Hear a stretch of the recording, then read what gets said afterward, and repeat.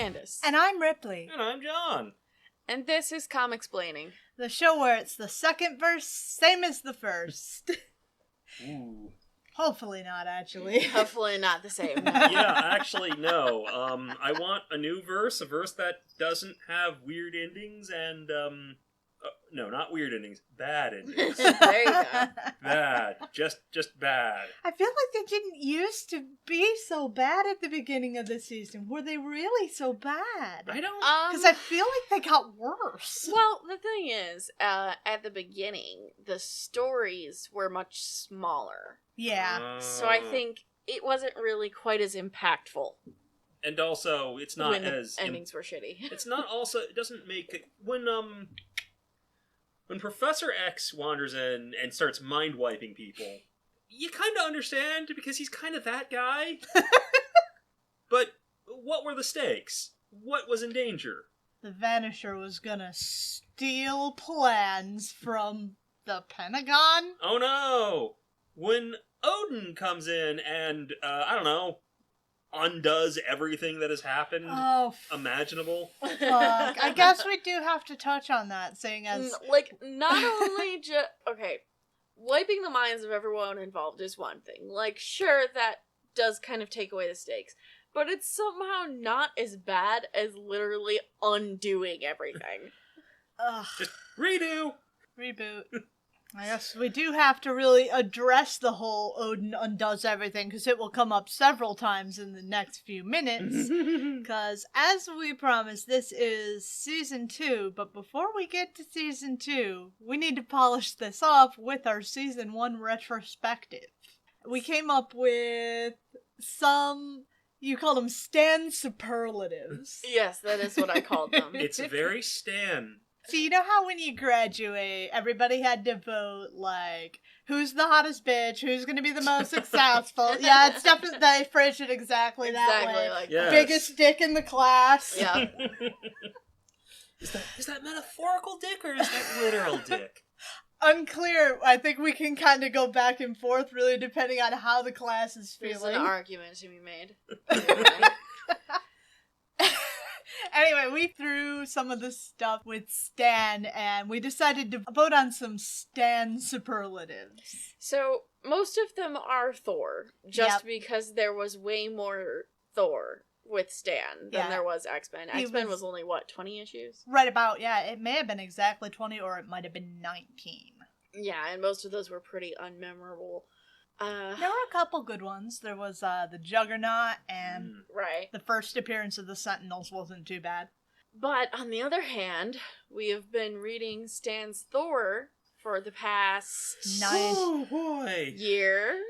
It's been 89 years. Yeah. And it has just gotten worse as time has gone on. It does feel like he's been running out of steam. And running out of steam, and running out of steam, but he keeps going. This train just barely chug. So, without further ado, let's hand out some awards. Our first category, Best Thor Power. Which, of course, goes to not necessarily a Thor-specific power, but... the aura of free-flowing electrons that all Asgardians emit. But time travel is a close second. Time travel gets an honorable mention, yeah. And lest we forget, he time travels by spinning his hammer faster than the speed of light. I hate that it was a reoccurring thing, too. It wasn't even just Stan whipped that out for one. I told you the first time it came up. This is going to happen again. I didn't believe you. I don't know why. Well, why would you believe that this is a reoccurring bit? Because it's not a bit. Stan didn't do it as a bit. He did it legitimately. He really thought it was a good idea. Maybe it should be time travel. We're talking about that way more. But it comes up more.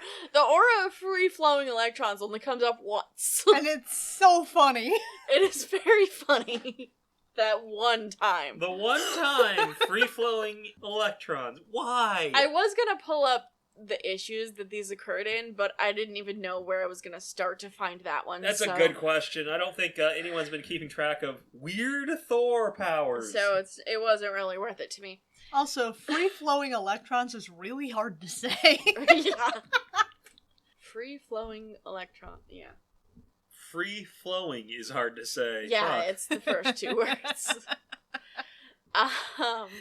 So what's next? Next is the worst Deus Ex Odin. Man. We did discuss this a bit. Yeah. And we are going to have to give it to the Infinity storyline that we just read. We just went out on the wettest chart in history. And the worst part about it is what happens immediately afterwards. We are rolling into a story we've already done. No, immediately afterwards was with the shit with Hela. I mean... And now we're rolling into shit we've already done. I mean, I completely forgot about Hela deciding to be evil. Yeah. Because, to be fair, Hela deciding to be evil was old business. Loki taking over was new business. No, it wasn't. No, it wasn't. Specifically, it was not. It's done this exact thing before. The exact same thing. But, I mean, it was part of the silent one, and... Yes, Hela was involved in the Infinity bullshit. Yes. So, we had some debate about this, because I do kind of feel like part of the reason that we are so up in arms about this one is because, first of all, it's the most recent one, and second of all, because it's been a year of this building up over time, and this is just the one... The straw that broke the camel's back. Exactly. But, like, it really was that bad, though. It started off so good, too. It started off very interesting. Maybe that's the worst part, because the rest of them... the Galactus thing was already kind of... Anyway, so we're not going to get into that again. We've already covered it. What's the next award? Most memorable one-off villain. Which we are going to have to bestow upon Elon Musk. The Crypto Man. As opposed to the Crypto Man's monster. It's very confusing because the Crypto Man was the robot, but we keep calling the scientist the Crypto Man. Which makes more sense to us. It is truly a Frankenstein situation. I mean, okay, let's get one thing straight here. The guy and the robot were not all that memorable on their own. No. It was the fact that it was called the Crypto Man. Yes. That made it memorable. That is entirely why it's memorable. The insanely coincidental timing. Right. And, like, the thing about it is, I literally went through all the issues we had read, and I made a list of all of the one-off villains, right? And I made the whole list, and then I was like, okay, here it is. I know what we're going to pick.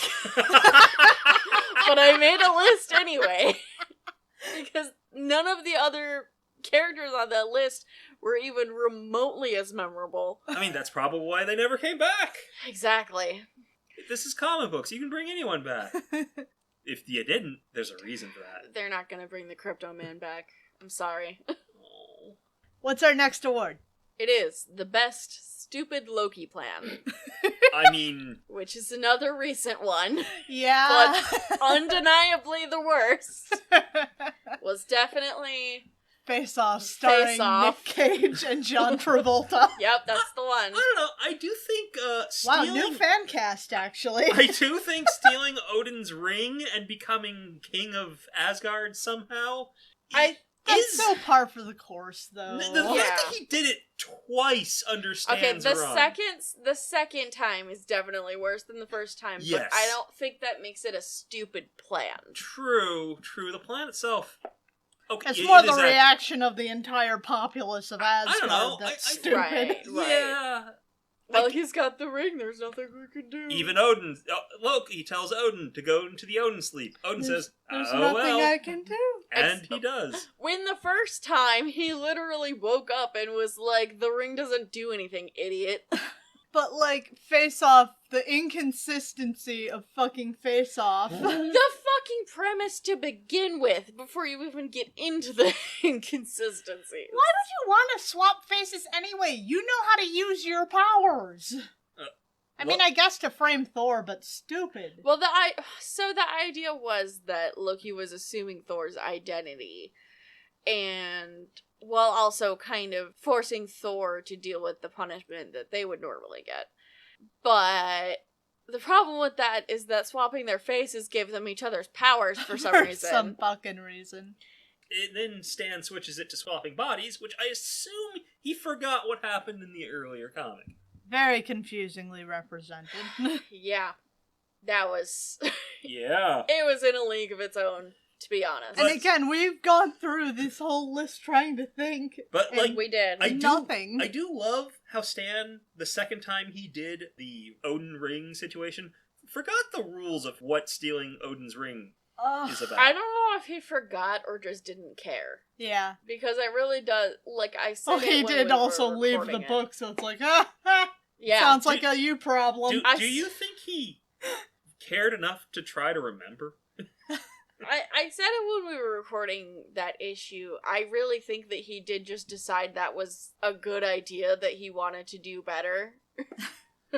So he just did it again. God, that's the worst way to do it again. Though. It's not. No, It's not good. It's actually Odin worse. Just being It wasn't like, good I to guess begin I with. have to go to sleep is really stupid. It's really dumb. It's our next award. Best romance. I dare you to find a good romance in Stan's work. Well, we are giving it to Balder and Carnilla.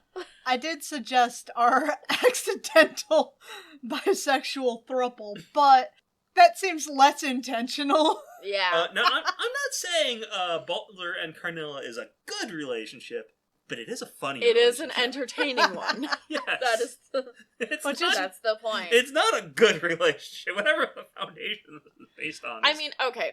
So we're doing jokes, obviously. If I was going to pick one legitimately, I would probably say Scott and Jean. Yeah. To be honest. Yeah. It's about the healthiest relationship so far in Stan's. There's no weird power dynamics. Yeah.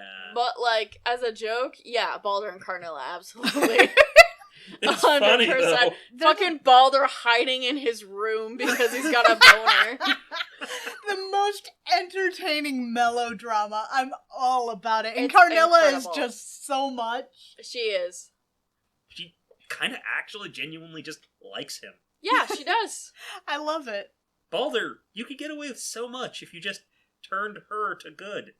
Right, don't you think you could sweet talk her a little? Yes! I think Yes! he could, and he hasn't tried yet. That's the is thing. He could. Idiot. It's always about, oh, I can't be with you because you are the enemy of my like- people. And it's like, do something about it. There are two ways to solve this You problem. don't have to sign up on her side. You can convince her to join yours.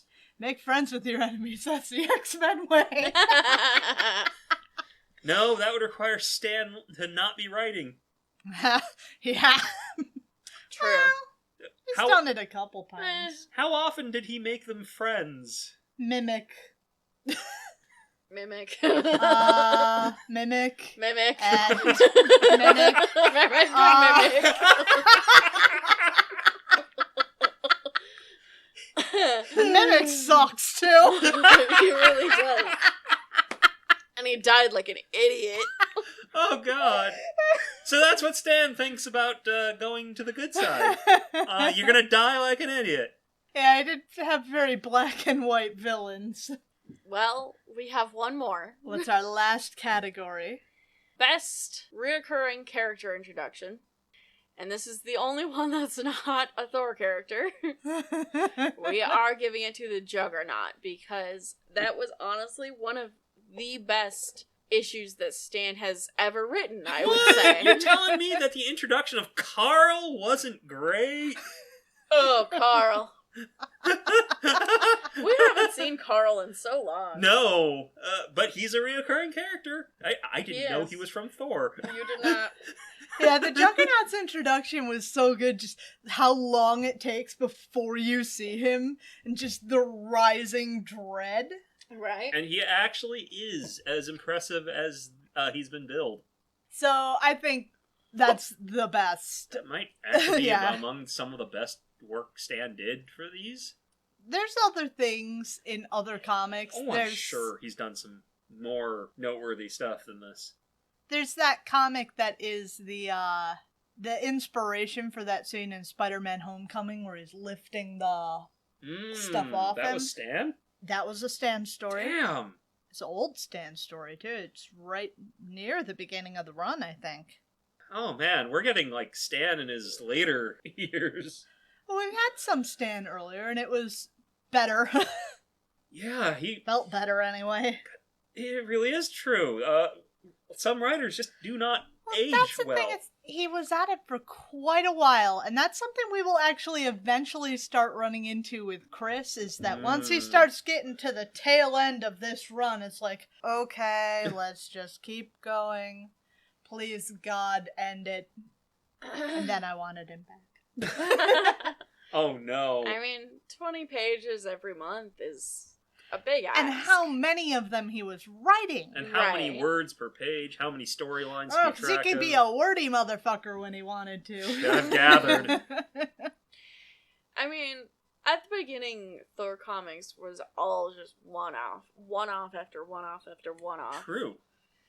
And he didn't really start picking up steam until later, and then he had a couple decent stories, and then started going downhill. And you know what's funny though? And oh boy, did we pick up momentum. About all the shitty Thor stuff we're talking about, there's still, even at the end, there's still Cool ideas.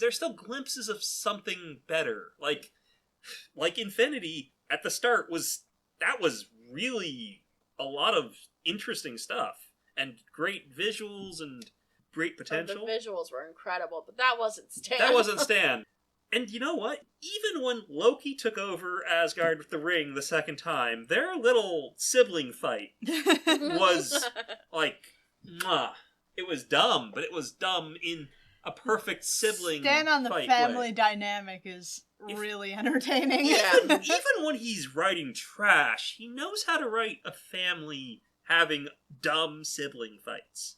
And I don't know how he does that while also writing the same Loki plot, but worse. I don't know how he did that. He has his ups and downs. I mean, at the end of the day, though, you gotta Hand it to Stan. give him the props that he's due, because without him, we likely wouldn't have any of this stuff. Marvel Comics were also just revolutionary for being, these are people. Mm-hmm. I mean, I know what DC was doing around this time, and it was a lot less serious. They were insistent that these were people, they were their lives, they were gonna be people. Mm-hmm. And he executed that pretty well. Yeah. Stan And it revolutionized storytelling for hard comic books. Stan hard carried Marvel in his time. So, like, all the shit we give Stan, hats off to Stan. We still fucking love Stan. We love him. Every time you see him in a Marvel movie, So, I get sad now. like to propose a toast with an Excelsior! Excelsior! And now on to season 2. Alright, on to season 2. What happened last time on X-Men? They got kidnapped by the circus. They did. They Right. got kidnapped by the The circus. circus that was run by one weirdo creep who managed to What's his name? Mysterio? Nope. No. hypnotize all the X-Men. Close, though. Close. Right idea. It starts with an M. Mesmero. Mesmero. That's the guy. Sure, because we need a bunch of guys who Weird do this green one guy. thing. Yep. Weird green guy who doesn't have a cobra head. And That's true. He's actually It's a hat. He's also a sex pest. He is indeed a sex pest. Yeah, that's one word for it. I mean, that's not strong enough language, but I that'll will not have to get do. into it. He He mind controlled the X-Men and made them be in a circus for some reason. Because he to just gloat. Because he didn't have any better ideas. Because he didn't actually ever expect to win. He's the dog that's trying to catch the car. He doesn't know what he'll do when he gets it. God. All right, Heath Ledger, fucking cool it. And then Beast showed up to save them. He was answering Lorna's call. See, Right. The thing is, he didn't exactly save them. Well, he tried. He did try, and in a matter of speaking, he did save them from what's-his-dick. But,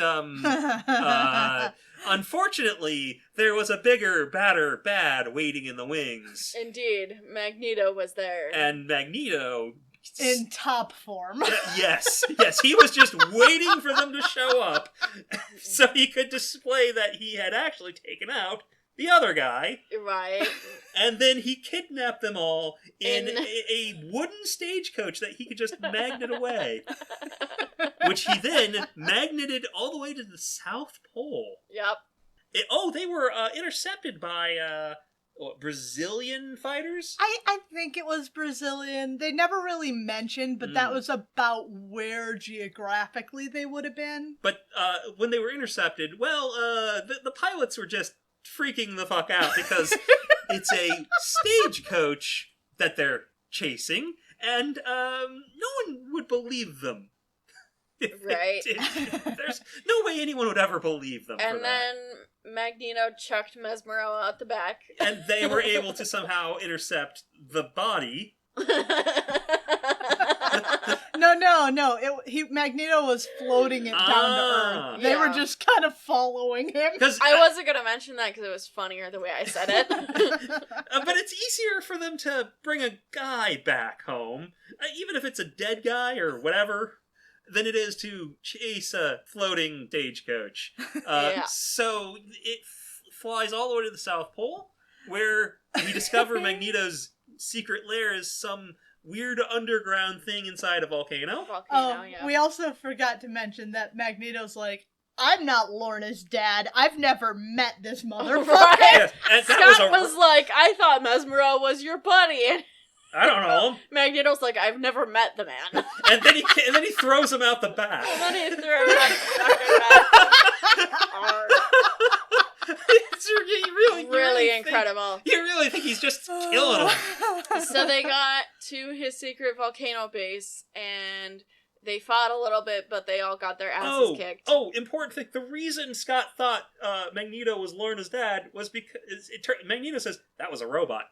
We knew it was a robot. Yeah, we did know it was a robot. So the whole thing was a robot. The X-Men just didn't know he was a robot. Yeah. So they fought Magneto and they all got their asses kicked, and then they got put into a baby machine. Yeah. Okay. They got introduced to Magneto's new king. Chris, Mr. Claremont, please do not do baby play in the Marvel comics.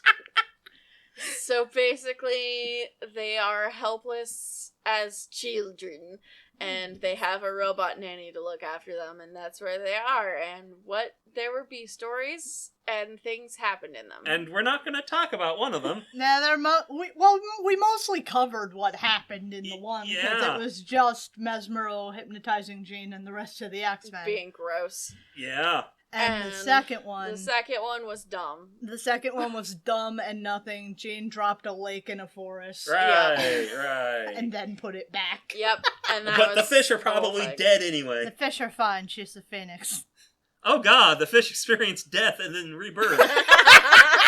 The fish have the mortifying sensation of having died and then not being dead. These fish fish. They don't understand. They have a very short memory span. They'll forget. No, they don't! The idea that goldfish have, like, a 5-second memory or whatever is fake. Really? It's a lie. You're a lie. It's a lie that Big Pet Food wants you to think. I don't know. We do have a season end picked out for season 2, and it is within the year. But we'd like to explain, because initially we just weren't fucking with the seasons, and then somewhere along the line we started discussing, okay, what would make a good season end point? And then the idea came up that, okay, what if we just take it until the end of Stan? But then we didn't really think about how well that would work going forward. because there are so many much shorter runs of people. Mm-hmm. Very rarely do people last that long. We've got X-Men, but that's going to take us a very, very long time to get through Mr. Claremont's run because the line explodes. Yeah. Yeah. Or we could just go until 2011. Yeah, we could just do this for fucking ever and just I mean Season like 2. Claremont's run on X-Men. I mean, if you want an even bigger season, go until the end of this run. We'll just be going until the end of fucking time, so Yes. that'll be awesome. So we decided that the end of season 2 is going to be the end of the Dark Phoenix saga. It's a big thing, it's a big point, and it's also kind of the end of the Chris Claremont, John Byrne Dream Team. It seemed like a good natural stopping point. Season 1 is a bloated monster. We decided not to make it a second 93 episode season. It's You're a bloated welcome. monster, but that's what Stan gave us. So that's going to take us out into September. Stan did give us These a bloated very monster. lopsided titties. Yeah. And then we're going to have a third titty somewhere else. Yeah. Where? Don't You're even- going to have to tune into season 3 to find out. Ooh, spicy. Where will the third titty grow? So, we're starting off our new season with X-Men 113 from June of 1978. Written by Chris Claremont, pencils by John Byrne, inks by Terry Austin, colors by Glynis Wein, and letters by Annette Kawecki. As we do wherever we can, we're going to be using the classic X-Men version of the comic, so we'll be featuring some pages with pencils by Kieran Dwyer, colors by Petra Scotesi, and letters by Tom Orzechowski. You may notice we're not looking at the classic X-Men version, I didn't think so. because I have decided that we're not doing that anymore for the classic X-Men covers.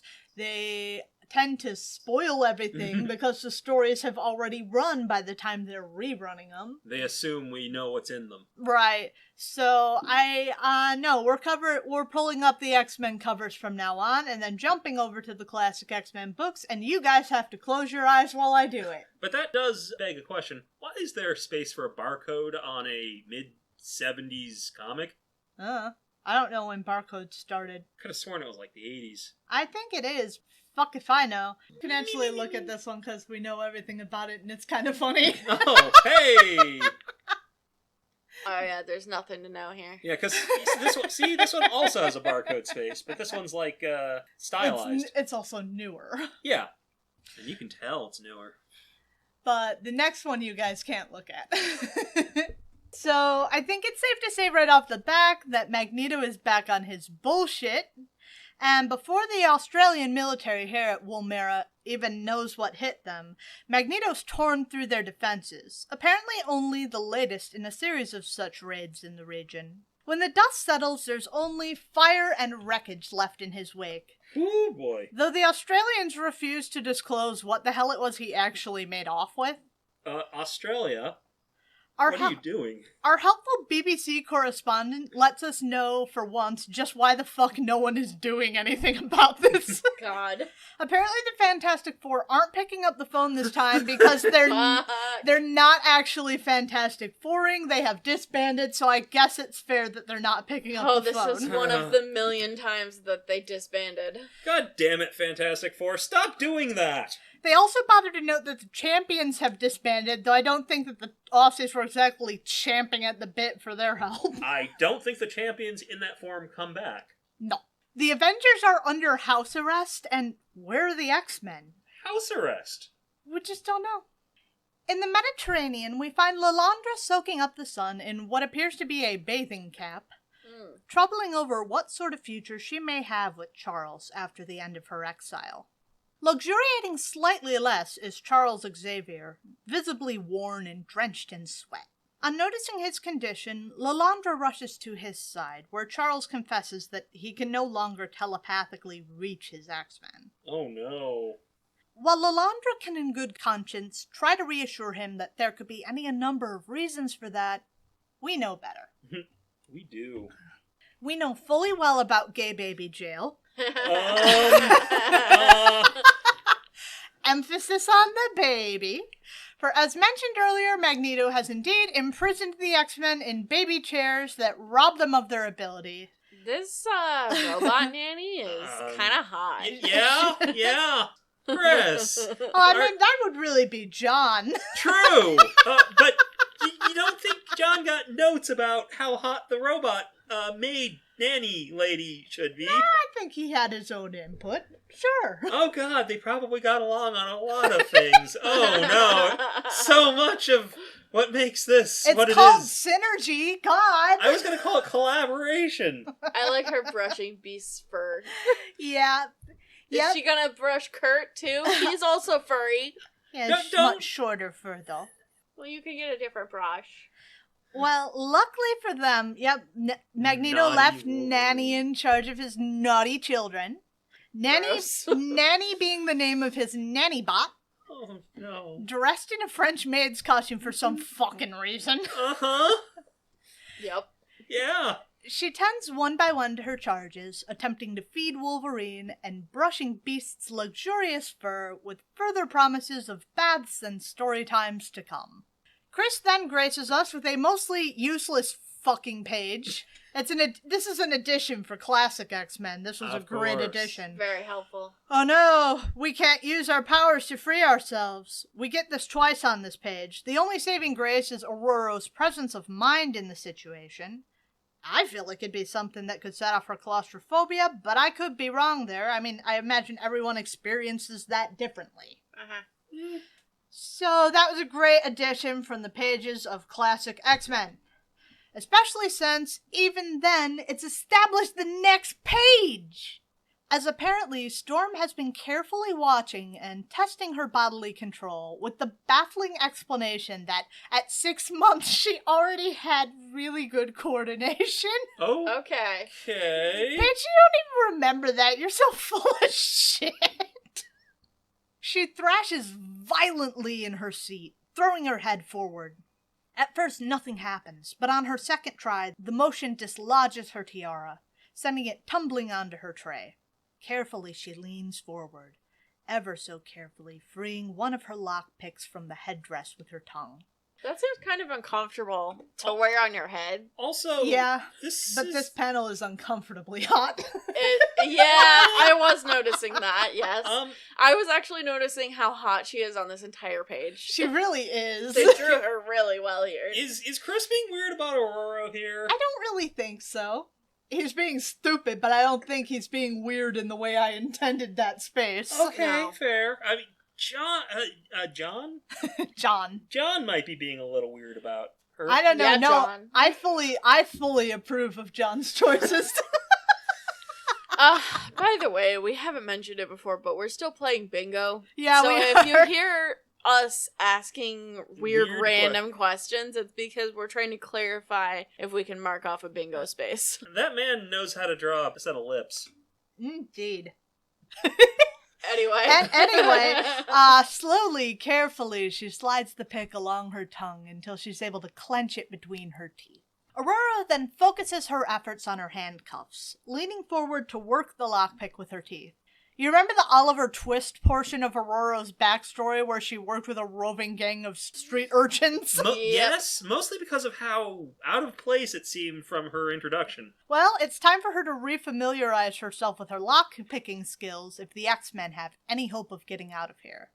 Not thinking that the important skill of safe-cracking with your toes will come in handy in this situation, but it's not the first time Storm's had to free herself from captivity with her thieving skills. She's almost there when suddenly her control slips and the lockpick goes shooting off across the room. Ooh. A few moments later, Nanny rolls into the room to investigate the noise. Thinking quickly, Ororo cries out to keep the attention on her rather than the lost lockpick. On noticing her dislodged headdress, Nanny secures the tiara back atop her head, promising to find some pins so that it doesn't happen again. Only then does the despair hit and Storm weeps. All this drama while the X-Men stay locked away from the world, deep beneath its surface, while the cause hangs high in the sky overhead. This is actually meaner than if he just killed them. Mm-hmm. Love it. It fits in his drama queen bullshit, too. Mm-hmm. I didn't know he knew how to make robots. When he's not being a ridiculous drama queen, this is how Magneto lives. in plush comfort with a god's eye view of the world, floating around it in his renewed asteroid M. Earth is looking a little weird. Yeah. Yeah. A little bit. That's before we stopped using those hydrofluorocarbons. God. So that's what happens when you're destroying the ozone layer. That's what happens. It turns all green and pink and shit. It's all swirly. You can't see the continents. You gotta take care of the environment. You gotta take it. That's what. Oh, they stopped doing smog. That's what happened. Yeah. They canceled smog. Just a window into space. Well, it's fine. What's the point of being in space if you don't have a giant window? I mean, he can do some wild shit with electromagnetic shielding, so he may well be fine anyway. Yep. So, yeah, he's here in Asteroid M. We already knew he had multiple volcano base amounts of fuck you money, so the comfort shouldn't exactly be a surprise. Neither is his apparent love of learning, something he apparently didn't lose along with his wife and daughter. Between letters with the likes of Stephen Hawking, Mags does his own work with the sciences, using his abilities to learn things about physics that would make the scientific community weep. Oh my god, that's not even an exaggeration. He really is writing Stephen Hawking. Yeah, I think it's really interesting to think about the idea of someone using their abilities like that to learn things about science. That's fucking awesome. But he's been hard at work for quite some time, his stomach rumbling and his muscles sore, so it's time to finally think about getting up. That ache in his muscles is a familiar one, something he can trace back to even his days studying in Ukraine with his Magda and his Anya at his side. When even his dear wife, the woman he'd fled the death camps with, could only turn from him in horror, what of the rest of the world? No, his way is best, and now there will be no X-Men to interfere. Even now he keeps them from their mentor. Apparently he's been causing some kind of electromagnetic interference with long-range telepathy. And I guess his plan is to just do that forever. Cool. I mean, you could just kill the X-Men, but... He doesn't want to. No, he's being extra. Suddenly, a warning flashes, alerting him that down in Volcano Base 12 or what the fuck ever, there's some kind of systems malfunction. He'd have expected Nanny to have gotten on the repairs, but she's not responding. And he hasn't been doing regular backups on his Antarctic server farm, so if you want something done right, you gotta do it yourself. Mags then collects himself and heads back down to Earth to investigate. Okay, he can just go outside. Cool. I mean, he does that with the shielding stuff. He did that when they were riding around in the fucking, caravan. Yep. He can just tank hard vacuum. Whew. I think he just kind of creates a bubble around himself and doesn't let it out. It's impressive. Mags tosses the possibility of the X-Men's culpability around in his head as he descends down through the much more purple lava to find his facility submerged in darkness. He hears the whirring of wheels, and upon examination finds Nanny driving mindlessly in a circle. There's a long moment where he prepares himself for the inevitable fight to come, waiting for the X-Men to strike first so he can smack them back down. But when they hit harder than he's ready for. Banshee's scream focused in tight and hard at the breastbone.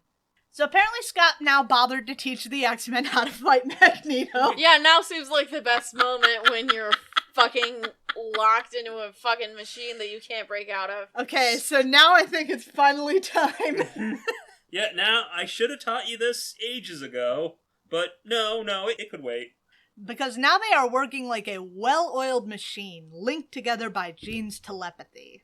Through that, yet again, Scott stops Logan from taking a crack at Mags, but this time, it's only because he has to wait for the right time. I guess. A very worn Ororo begins pulling humidity from the air around Magneto. I'm sure there's plenty of that here in this volcano. Maggie's only barely regained his feet when Banshee comes in for another pass, throwing him forward once more. Oh, they got out because Ororo did the thing again with the lockpick, but actually did it right. Yes. Oh, okay. Thought that was worth mentioning. Yes. Finally, Wolverine's allowed to take his shot at Magneto, slashing a deep gouge across his back. Ouch. Ooh. Ouchie. Letting out a pained yowl, Mags reflexively hurls Logan away from him. It only serves as a distraction, though, because Phoenix hits him hard, and this time it's Magneto sent flying across the room into a nearby computer console. Maybe it's the strain of the fight, or maybe Ororo's efforts are slowly beginning to take a toll on Magneto.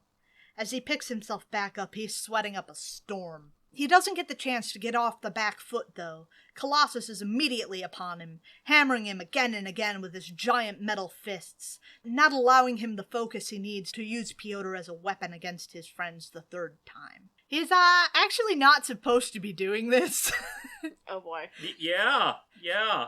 Cyclops directly ordered him to wait it out on the sidelines in his human form. Of course he did. Still, it's going alright, so he has Beast hurl Nightcrawler into the fray by the fucking tail. Ow! That's part of his spine! Yeah! So, you know the portal quote, momentum, a function of mass and velocity, conserved between portals. Speedy thing goes in, speedy thing comes out. Right. Someone's been playing a portal game. Well, same principle, but this time it's Nightcrawler, and he bamps right after Beast throws him, popping back out right next to Magneto. He's hauling fucking ass, just tearing the helmet from Mag's head as he goes. When he finally makes his landing, he is alarmed to see a glob of magma seeping through the roof dome. I wonder why that happened. Crazy. Magneto then explains that the computer Jean just smashed him into actually did do things like keeping the door shut. God. So they didn't actually find out how the place worked before they started breaking it. I imagine there were time concerns. Sure, but still.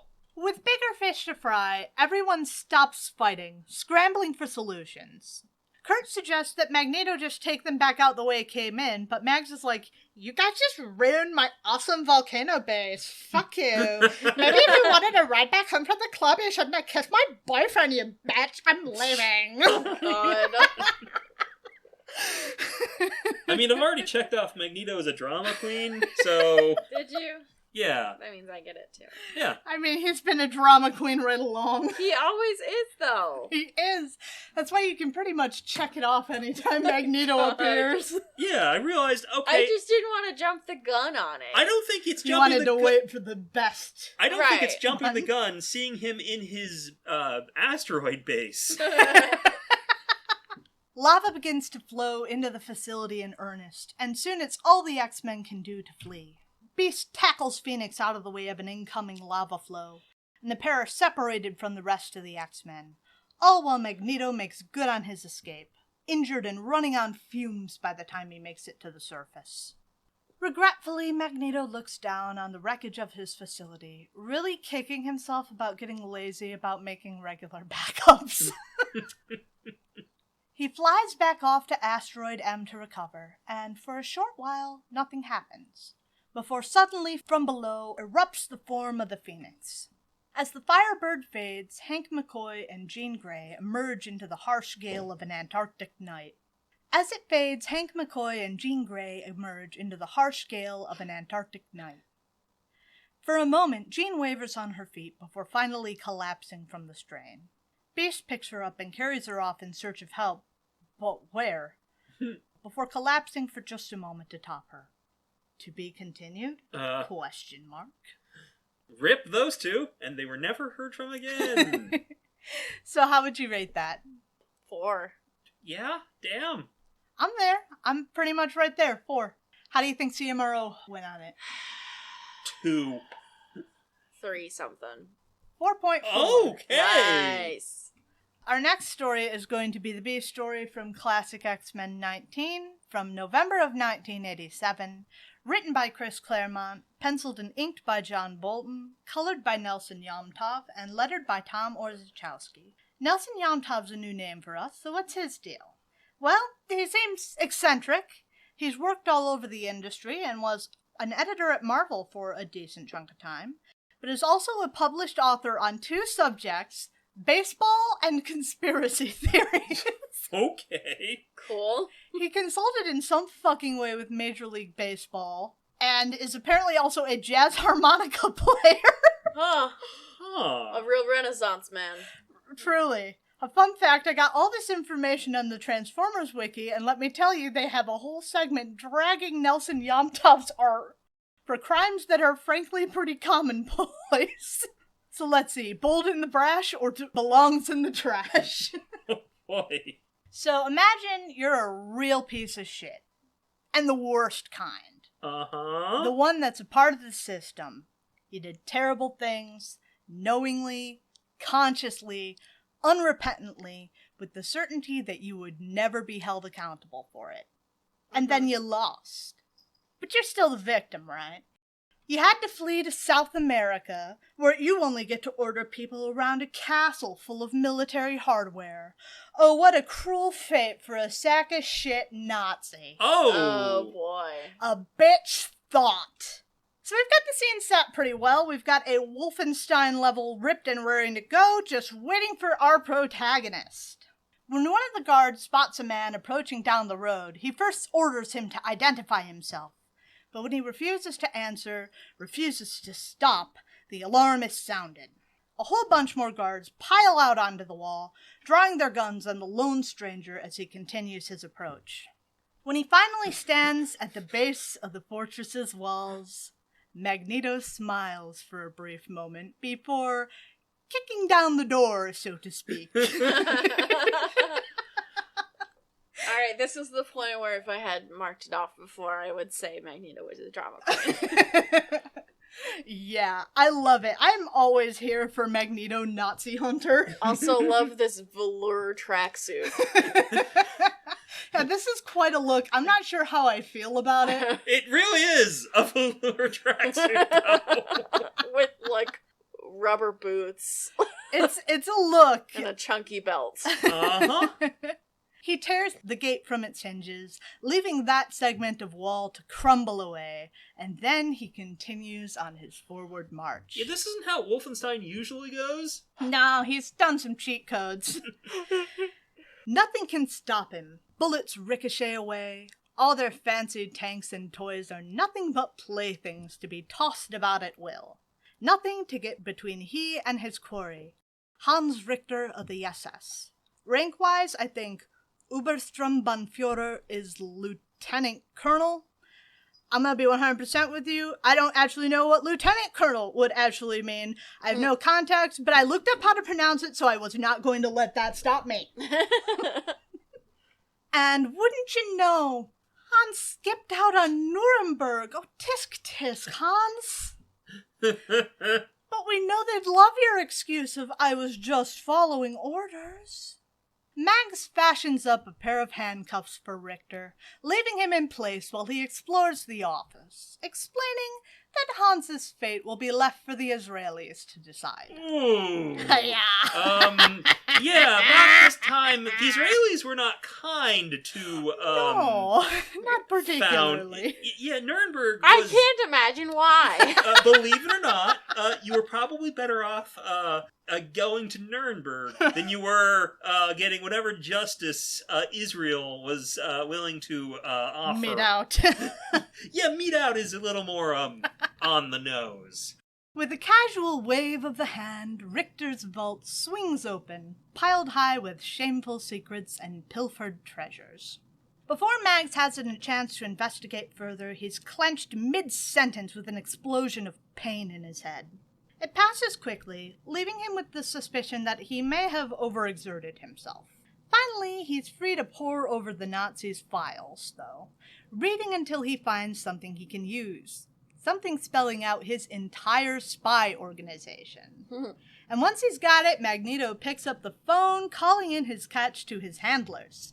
A few weeks later, Magneto's still in South America, reading his morning paper in a full suit and tie. After spotting mention of him in the paper, he tots over Charles's misguided beliefs before wondering if he should call him. God. That thought is interrupted when a babe in a bikini and sarong teases him about his formal getup.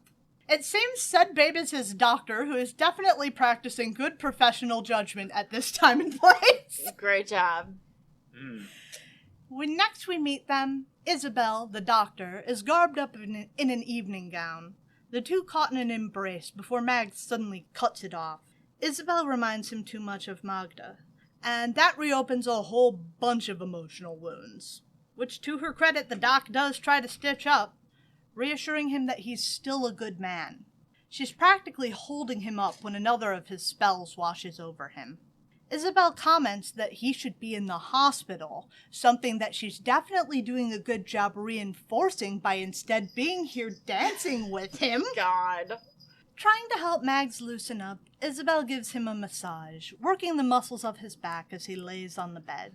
She briefly theorizes about what could possibly be causing this, when suddenly from behind her a knife is drawn and then slashed across her neck, draining her blood all over the bed. Oh, God. Mags rolls over in reaction to see a giant brute holding Isabel's limp body by the hair, before tossing her back onto the bed beside Magneto. He's just one of the goons, here with Magneto's handler, Control. Now, I'm not gonna say who Control works for, because to be fair, neither does Chris. I'm just gonna leave you to speculate and draw your own conclusion. Control is none too happy about Magneto's solo Nazi hunting, because he went and he caught the wrong Nazis. Oh. You see, Hans Richter might be a Nazi, but he also hates the commies. So Control's superiors are more than happy to let him do his thing, so long as he throws a bone their way.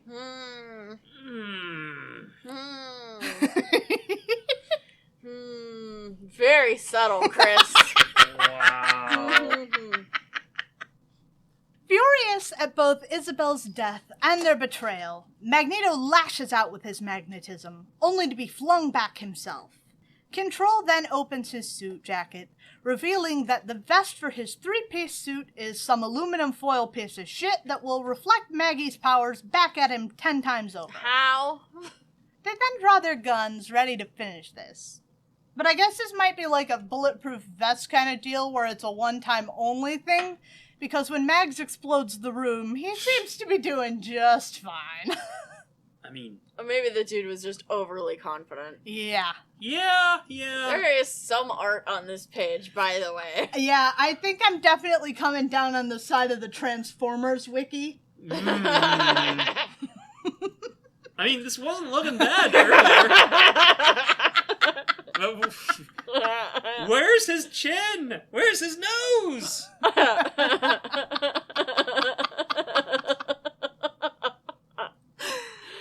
Can you imagine reading a whole series that does this kind of thing regularly? I'd rather not. Among the rubble, he finds Control. Not so cocky anymore. He pries him free before yeeting him off into the stratosphere. Fuck working within the system. Magneto time! So how do you rate that? Whew. Spicy. Yeah. That was, is that the kind of thing we have to look forward to? This is not the only entry in the Magneto Nazi Hunter saga. But not just that, but I mean that level of violence. Well, the violence maybe. We've gotten some really good B stories already. Yeah, but I mean, are the A stories going to start looking more like the... Okay. Nope. This is Everybody just the future. loves this shit for reasons. This is just what the future looks like. Yeah. How did you rate it, though? Also a 4. Yeah. Yeah, I like it.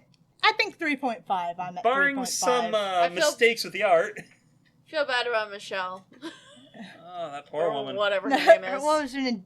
Isabel. Isabel. That's it. How do you think CMRO rated it? I'm gonna say they also thought this was good. 4. 3.62. This is a much better cover than the classic X-Men cover anyway. Oh dear. Huh, I didn't know this is when Scott dies. They were speaking German. They sure were. I don't have that. Yeah, I also realized that. I was also noting the point that we could make the case that Charles and Lilandra had an ill-fated vacation. Yeah, I think that's a good point. He did lose his X-Men. He did. Well, she was also having the sweats and, like, getting migraines and shit. So You love when you go on vacation, but you're sick. Yeah. How often has he had a good vacation? Never. Yeah, I don't think that ever I don't think superheroes really ever have good vacations. No. You can never take a day off when you're a superhero. So, Do you think finally learning how to fight Magneto and then fighting Magneto counts as a team bonding activity? No, but experiencing Magneto's baby play. I think if they did some trust falls, maybe, but we Okay. would have needed to see that. Alright, I see. I get you. I understand the rules. You see why I like to pick these over the classic X-Men covers, though? Because they're, like, actually good. Yeah. Though I would like to note that Wolverine is, like, nipple high on just about everyone. Yeah. I think it's mostly a placement thing, but it is really fucking funny. Storm, you are so tall. She is, though, isn't she? She is both actually tall and wearing heels and probably a bumpet. Right. This one is X-Men 114 from July of 1978. Written by Chris Claremont, penciled by John Byrne, inked by Terry Austin, colored by Glynis Wein, and lettered by Gene Izzo. Still, only 35 cents. The last time you remarked on that on Thor, it was 15 cents. So it's gone up by 20 cents in the intervening years. Starting to worry. I wonder what's going to happen later. Gee, I wonder. How much is a comic book now? I genuinely You need to don't close your know, eyes? because I don't pay attention. I don't think so. Unless you get a discount if you have a pull list sometimes. A recovered Hank McCoy continues to stumble blindly through the snow, Jean still cradled in his arms. Suddenly, over the roar of the wind, he hears the whumps of a spinning helicopter's propeller. As it approaches, he desperately tries to get the helicopter's attention, but he's just a shadow in the night. He then shakes Jean awake, asking her to signal to the helicopter. Startled awake, Jean remembers exactly what happened and exactly who isn't here. Mm-hmm. She lights up the night with the giant phoenix firebird, using her powers to bore into the earth as she cries after her boyfriend. Yeah. Yeah. Fair enough. Oh, that's not the Phoenix making her weird. No, I think that's incredibly reasonable. You know, I can see her nipple in one of these panels, but I think for once that's fair. Because they are in Antarctica. Antarctica. Those things cut glass. The light show definitely did get the helicopter's attention, but Beast's mind is on trying to get through to Jean to make her realize that they're gone. Nevertheless, the plan did work, and the Navy helicopter carries them away to safety. Oh boy, they're dead. When daylight They're comes... super fucking dead, as you Look can how tell dead from this they are. page. When daylight comes, it falls on a peaceful cliffside. Oh, so we are here. The cliffside is then immediately thrown into chaos as Colossus punches his way through. I don't suppose that counts as a return from the dead.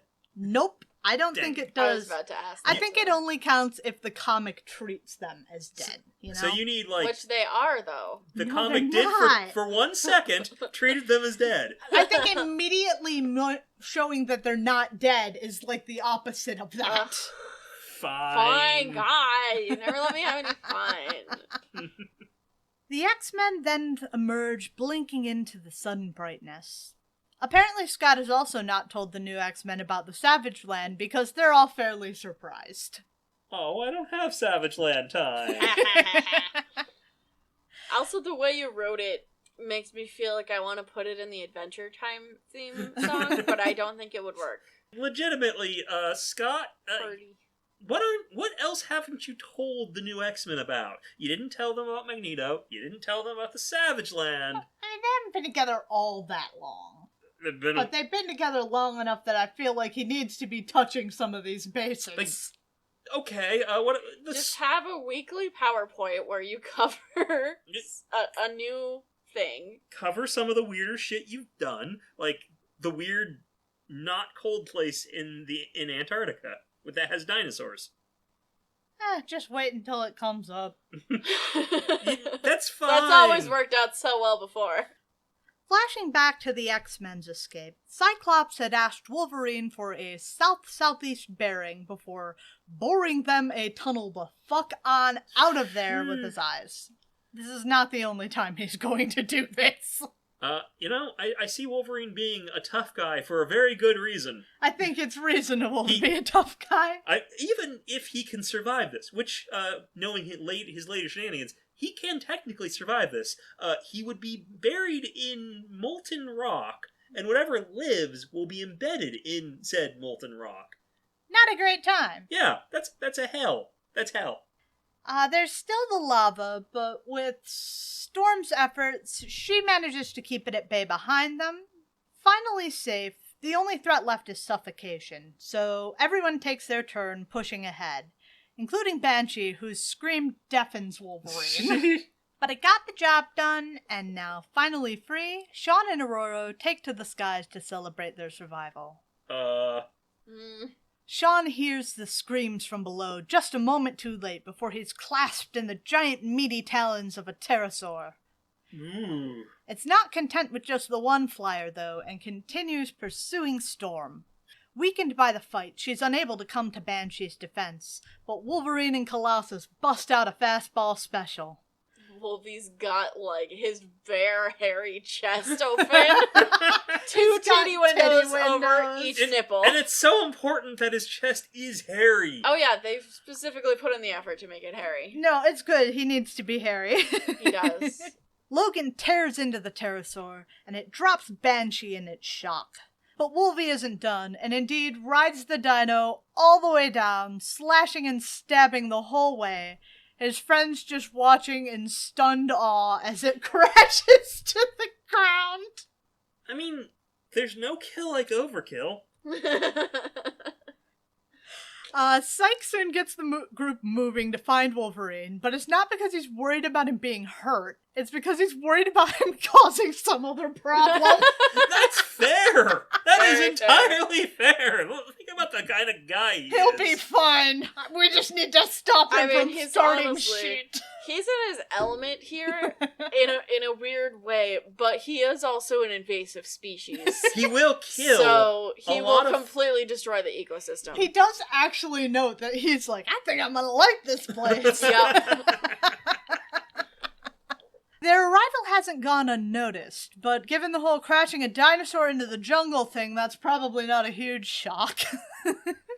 From the bushes, a man watches as the X-Men finally meet up with Wolverine. A man, as if we don't know who the fuck it is. Recognizing Scott by his voice. Well, there are two guys down here. Two old guys. Two old guys! There are two guys we know! Right, there are many guys, but two that we know. It could be. But you know who it is. He recognizes Scott by his voice, and Scott immediately chews out Wolverine for being reckless because it could have gone wrong, and Logan's like, but it didn't. I mean, what could have happened, really? And Banshee's like, Scott, you're not you when you're hungry. I saw a village about 20 miles south, let's go get you a Snickers. God.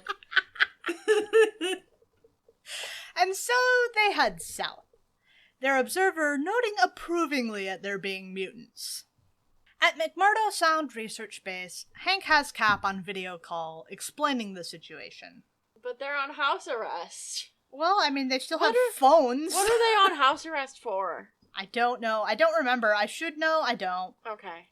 Yeah, because I read this Wait, this Avengers stuff, and I don't know. Does that mean that Hank just violated house arrest? Well, yeah. He distinctly was like, I'm not supposed to be taking this jet. Yeah. I just assumed he wasn't supposed to be taking the jet. I didn't realize he was also, I don't know, causing an international incident. That's true. They are the bitch boys of the UN, right? Or are they the bitch boys of the government at this point in time? I think it's actually the government. They're causing which is still probably causing an international incident. Governments. Governments. He then returns to Jean. For a moment, Base just observes, feeling increasingly uneasy about the Phoenix. Jean then breaks down. Despite her best efforts to try to connect with Xavier or to find their friends, Magneto's interference has entirely shut her down. That's impressive. Right? Yeah, the Phoenix has definitely been the victim of some major power creep. If you haven't picked up on that. But also, apparently, Magneto found a way to nerf the Phoenix. Oh, yeah, I'm gonna Yeah. Markdown Phoenix gets nerfed. I think that is fair. And I don't think I have that one. Fuck. Haha. It's a week before Jean and Hank make their way back home, bearing the heavy news that they're all that's left. McCoy makes Lalandra's acquaintance while Jean continues inside. That is a look.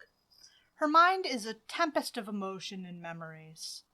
But she makes it up to Charles's study to bring the sky down on him as well. Ooh. The X-Men did indeed find their way to that village and have settled in easily with the tribe there for the moment. Mm-hmm. Well, I mean, they've got a good reputation down there, I think. They come in and Kesar's like, hey, we got problems, please help. Yeah, it is Kazar. Knew it. No, wait, it was the other guy. Shit. Sean's been surprised at how well Scott seems to have taken the loss of Hank and particularly Jean.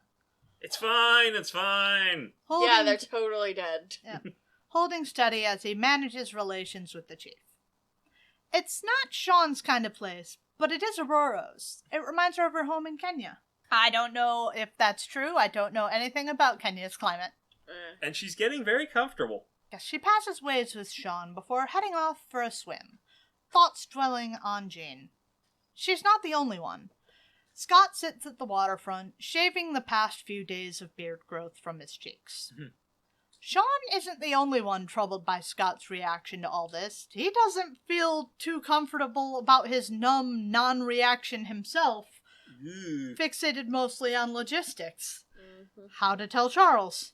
He washes the blade he used to trim his cheeks off in the water, pondering going with just a mustache. Oh boy. I don't like this concept of Scott having a mustache. This is a story mustache. As the water begins to clear, he considers it, realizing who that sort of looks like. It reminds him of the leader of the Starjammers, old Corsair. Oh, no. And now he's thinking about Corsair. Why was he calling him Scott back at the M'Kron Crystal? Well! A rush of confusing memories sweeps over him. A woman shoves him from a plane. He's falling, holding his brother. There's fire, there's Corsair. And just when all the pieces of long-missing memories seem to be coming together, he's startled from his thoughts by Ororo's arrival. God damn it. She'd hoped to maybe talk about Jean, to share their grief. But Scott confesses the blankness he feels when he looks for grief over Jean.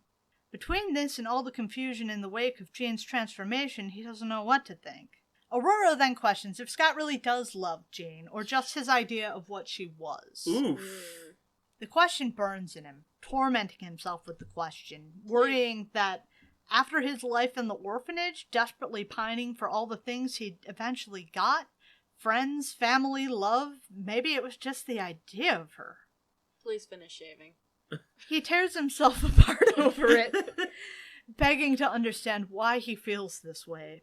Like, buddy, it just hurt too much. You shut yourself off. Give it Scott time. angst about Jean. Finally. Yep. Ororo's frustration with Scott privately continues, and Logan deals with his grief over Jean's death in his own way, passing on a double date with Colossus and some pretty local women, and to instead dwell on Jean and the deep ache her death causes him. Ororo finally does find herself a private place to swim, enjoying the pure air and water here in the savage land, untainted by industrialism. She lounges on the lakeshore, closing her eyes for a brief moment to bask in the sun, unaware that she's being observed. Her stalker draws ever nearer before suddenly touching her face, crying out in alarm as he feels a rush of power surging into him, too much, enveloping the pair in a bright glow. The reflexive bolt of lightning, the screams, all of this catches the attention of the rest, and they quickly rush to the scene. They can't lose another teammate like this, arriving to find Ororo in the talons of Sauron. God damn it. So, how do you rate that? 3. Yeah. It was fine. It was weaker than what came before. The character moments were good. The plot was not as good. Yeah. Yes. So yeah, definitely going to 3. A lot of good pieces, not as well linked together. Also, how do you think CMRO did? I'm more curious about how some of them got dressed in their outfits. Yeah, I was about to say... weren't they all tattered and fucking torn? Some of them put on their costumes, and then Sean didn't. Yeah. Well, Sean wasn't wearing his costume. They were all wearing pieces of their costume, but I don't know why they're all untattered. Mostly.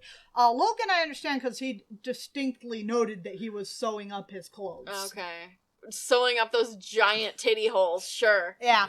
How the fuck did Scott get unslutted? Right.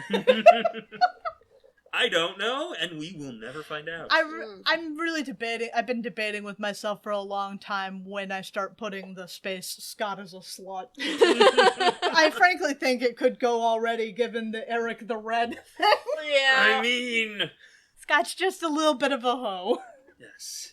But tell us, what did CMRO 4.05. Oh, I was gonna say 4. So, pretty close. Right on the money, in fact. Lastly, we have the B story from Classic X-Men 20 from December of 1987, written by Mary Jo Duffy, penciled and inked by National Security Advisor John Bolton, colored by Petra Scatesi, and lettered by Tom Orzechowski.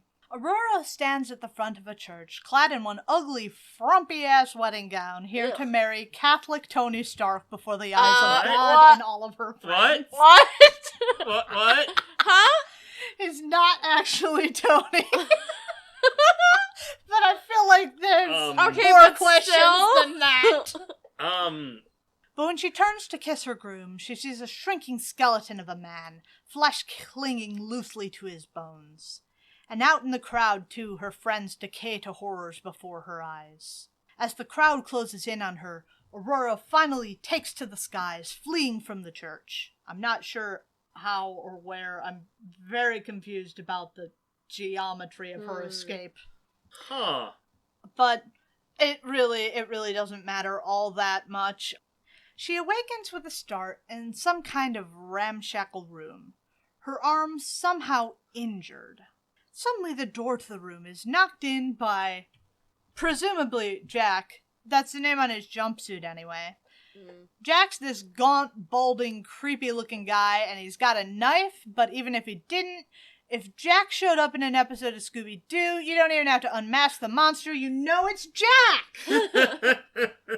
Soon, other hands start forcing their way through the rotten wood, and Ororo is soon yet again attempting to retreat from a crowd. Not long ago, she was lounging in the sun, taking a chance to relax between missions. On finally sitting up, she notices she's not alone. The other woman hanging around the pool is an older woman, shoulders hanging heavy with burden. Noticing her sadness, Ororo approaches, checking in on the woman. As soon as she asks, Alice Norton's eyes well up with tears as she starts to explain that her husband recently passed after some kind of industrial accident here at the 12 Trees factory. And so the company brought her out here as part of their compensation package for Jack's death. That doesn't sound like a great compensation. But they won't let her have his body. Oh no. And so Ororo decided to look into the matter further, following up with the company. They do her the decency of taking her seriously, even sparing a few moments of the CEO's time for her. He attempts to reassure her that no, Alice is just grieving. There's nothing suspicious going on. They were simply trying to spare her the sight of her husband's remains. Chemicals and all. He then starts showing her chemicals. And then Jack comes in the door with a bunch of chemical samples, and Richard 12 Trees, the CEO, is wigging out that he cannot be anywhere near those samples. Everything just kind of starts happening here without much in the way of explanations. So Dick sets Jack on Ororo, and Jack bites her arm, but she slips away, thinking about the labor implications of all this. Like, girl, that is where your mind is right now? You just met a zombie. Yeah. What is this story? Man, they're gonna get some fucked up free labor. I feel like that's not you're burying the lead here a little. That's, What the fuck is going on? I don't know. I don't know what's going on here. Well, Jack tracked her to her little hideaway with his army of dead workers And now Ororo is caught in a bind. She has sworn not to kill, but what kind of life is this? But when one of the zombies attacks her, she attacks with lightning and strikes down the whole bunch. Don't know if I would even call this a story. This is more like trying to recount a fever dream to your friends. Yeah, this sure was. No explanation whatsoever. What the fuck? What the fuck? They were just, like, what if Storm fought some zombies? So, okay. This is kind of what you can expect between Chris stories on the classic X-Men B stories. I have a better question. When does Marvel get into zombies? Sometime during the Bronze Age, they start allowing it. This sure was some Marvel zombies. So, how do you think CMRO rated that? Oh, how did we rate it, actually? How did we rate that? One, it was incomprehensible. This was an incoherent story at best. It's pretty in places, but God, it makes no fucking sense. Mary Jo, what the shit? Yeah, 1. Yeah, how do you think CMRO rated it? 3. 2.19. More generous than any of us. But gave still, it, compared to its neighbors. Jesus. So, What the fuck? So we've gotten off to a raring start on our season 2 with an episode that's a little bit of everything. Yeah. You got your good, you got your bad. You got your, You got your Magneto Nazi hunter. Yeah. Whew. Mwah. Love that. Storm fighting zombies out of nowhere. Incomprehensible. Incoherent storm fighting zombies. Terrible fucking story. We're going to be back at you next week with the beginning of Jerry Conway. On Thor. Isn't he kind of a big name? Beginning of Jerry's still around in the biz to this day. Nice. So, I think we have already covered Jerry, though, so luckily I'm not going to have to whip out some fun facts. If you read along with us with any of these comics, go ahead and join us over on Discord. We have a little comic book club. Not that we talk about all that much, but there's really not all that many people to talk about it with. So join us over there. We'd love to get a bigger crowd of people going. Like, subscribe, hit the bell button, give us some comments over on YouTube. Really helps out, and we'd really appreciate that because we put out a video version of the show where you can see some of Nelson Yomtov's art and decide for yourself whether the Transformers wiki is right or wrong. So mean. Send us your speculation on how many volcano bases Magneto has to comicsplaining@gmail.com. You want to hit us up on social media? We are on Tumblr, Twitter, Facebook, Instagram. If you'd like to donate to the show, we are over on Patreon, where we will have just put out this month's bonus-ode, where Captain America battles the asthma monster. So join us with us over there. What you can do most, rate, review, tell your friends, tell your enemies, tell your boss, tell your parents. Sounds like a great plan. And Don't see how this could backfire. And remember, kids, take your asthma meds or the asthma monster will get you. Don't take anyone else's asthma meds, though. Don't take fucking anybody do it. else's medicine. Don't fucking do it! Anyway, we're going to be back at you next week with Thor, and we look forward to talking to you then. Bye! Bye.